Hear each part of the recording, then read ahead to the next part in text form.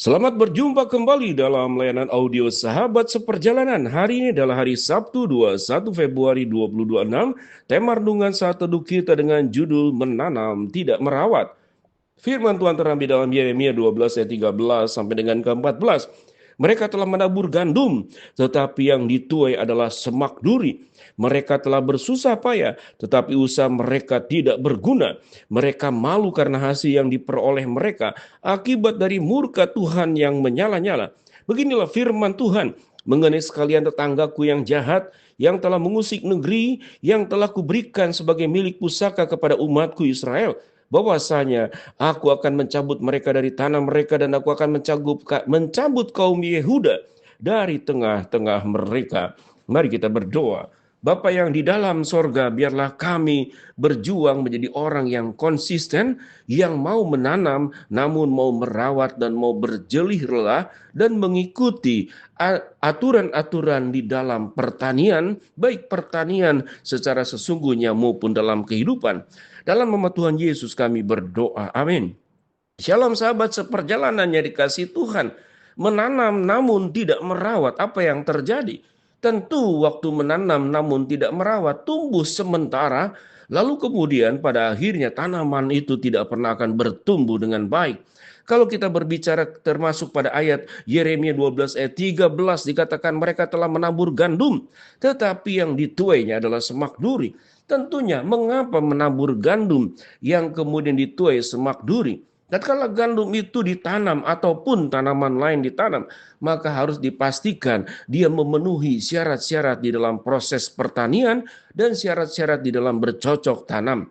Ada perjuangan yang berat, tanah harus baik, pupuk harus baik, pengakhiran harus cukup, kemudian mendapat sinar matahari harus baik, lalu menghadapi berbagai macam ancaman, apakah itu bencana alam, ataukah itu karena kemudian kuman-kuman yang timbul dari bibit penyakit yang ditimbulkan oleh binatang, ataupun kemudian kerusakan yang ditimbulkan oleh tanaman lain yang sama-sama tumbuh, bagaimana semak duri pada akhirnya menghancurkan gandum, sehingga waktu menabur gandum yang ada menuai semak duri. Itu yang firman Tuhan katakan. Metafora dan gambaran ini menjelaskan kehidupan sebagai orang percaya yang dijelaskan dalam ayat ke-14. Beginilah firman Tuhan mengenai sekalian tetanggaku yang jahat yang telah mengusik negeri yang telah kuberikan sebagai milik pusaka kepada umatku Israel, bahwasanya aku akan mencabut mereka dari tanah mereka dan aku akan mencabut kaum Yehuda dari tengah-tengah mereka. Dua-duanya berbuat tidak baik. Kaum Yehuda yang dipilih oleh Allah seyogianya hidup dalam kebenaran. Mereka tidak hidup dalam kebenaran. Mereka diberikan kehidupan yang baik, segala sesuatu yang tersedia. Tapi mereka tidak menjalankannya. Mereka hanya mau menerima bibit-bibit terbaik, yaitu tanaman-tanaman terbaik, anugerah terbaik, kebaikan Allah.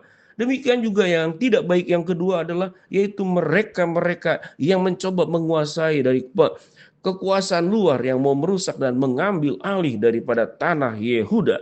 Pada bagian ini, dua-duanya orang-orang yang dimasukkan dalam kelompok benar-benar tidak takut akan Allah. Mereka hidup dengan caranya masing-masing. Mereka hidup dengan pikirannya masing-masing. Mereka hidup dengan keputusan dan kehendaknya masing-masing. Berjalan sendiri. Sehingga dikatakan, sekalipun mereka semua diberikan semua yang baik, Tuhan memerintah dan memberikan bibit supaya menabur gandum, tetapi yang dituainya adalah semak duri. Pada titik ini sahabat seperjalanan, kalau kita boleh berkata Tuhan itu maha baik, namun dalam proses hidup kita, Tuhan mengapa yang ada kami bukan memanen gandum, ternyata semak duri. Bagian daripada kedua ayat ini menjelaskan, kalau kita mendapatkan semua yang baik, bibit hidup yang baik, segala sesuatu yang terbaik dari Allah, namun kita tidak merawatnya, kita hanya bisa menanam, namun kita tidak merawatnya. Kita tidak punya konsistensi.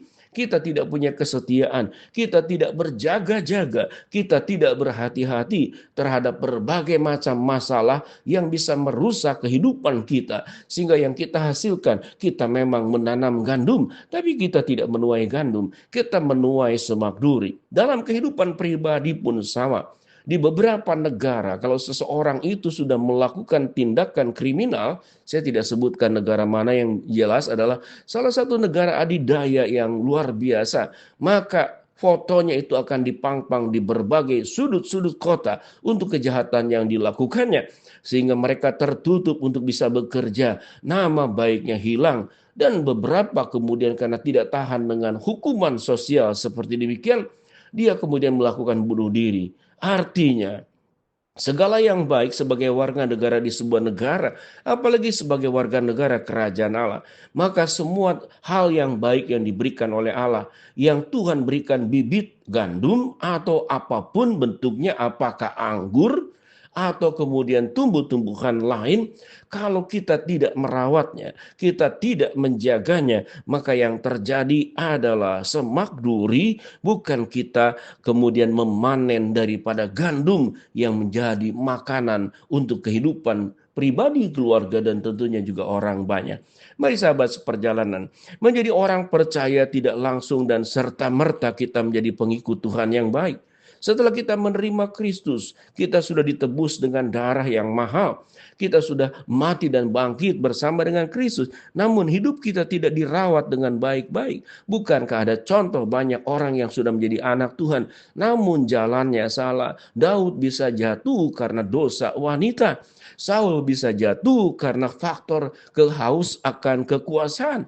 Orang akan jatuh karena kemudian uang. Kemudian orang juga bisa jatuh tatkala tidak memandang Allah, menoleh ke belakang sehingga menjadi tiang garam. Orang bisa jatuh dan kemudian mati ditampar malaikat, dimakan cacing-cacing karena kemudian melawan Tuhan dan tidak menghormati Allah sehingga Herodes mati dimakan cacing. Ini semua adalah menggambarkan setiap anugerah yang baik, tanaman yang baik, bibit yang baik dari Allah. Namun kita tidak merawatnya dengan baik, maka yang kita panen bukan anggur, bukan gandum, tapi semak duri. Biarlah kita boleh belajar. Ayat 15 dikatakan, tetapi setelah aku mencabut mereka, maka aku akan menyayangi mereka kembali. Aku akan mengembalikan mereka masing-masing ke milik pusakanya dan masing-masing ke negerinya. Bagaimana ayat 15 menjelaskan kasih sayang Allah tidak pernah kemudian lebih rendah daripada murkanya. Sekalipun Allah bisa menghukum, Allah bisa murka, Allah bisa marah, kasih sayangnya menerima kita yang berkali-kali jatuh, berkali-kali tidak hidup dalam kebenaran. Tuhan membuka diri selebar-lebarnya, membuka tangan untuk kembali mendekap dan memeluk engkau, dan Tuhan berkata, hai anakku, engkau anak yang hilang, engkau sudah menjadi domba yang sesat, kembalilah ke dalam pangkuanku, kembalilah ke dalam gembalaanku, dan hiduplah di dalam kebenaran bersama dengan aku. Karena orang-orang yang hidup di dalam kebenaran, dia akan menjadi pohon yang ditanam di tepi aliran air, yang berbuah pada musimnya, yang tidak layu daunnya, dan apa saja yang diperbuatnya berhasil. Kita akan menuai gandum, kita akan menuai anggur, bukan menuai, katakanlah seperti yang firman Tuhan katakan, semak duri. Mari kita mawas diri, memeriksa diri, apa yang salah, apa yang sudah diberikan oleh Allah. Apakah kita merawatnya, menjaganya dengan sungguh-sungguh, dengan setia, dalam kebenaran, dalam kekudusan, dan juga di dalam kesucian. Biarlah kita menjadi orang-orang bisa menanam, juga bisa merawat kehidupan dengan baik. Mari kita berdoa. Bapa dalam surga, hamba-Mu berdoa buat sahabat seperjalanan yang sakit, Tuhan jamah sembuhkan. Sahabat seperjalanan yang sedang menghadapi masalah, Tuhan bukakan jalan. Sahabat seperjalanan yang sedang berdoa mengharapkan sesuatu, Tuhan kabulkan sesuai waktu dan rencana Tuhan yang terbaik. Di dalam nama Tuhan Yesus kami berdoa. Amin. Shalom. Tuhan memberkati kita semua.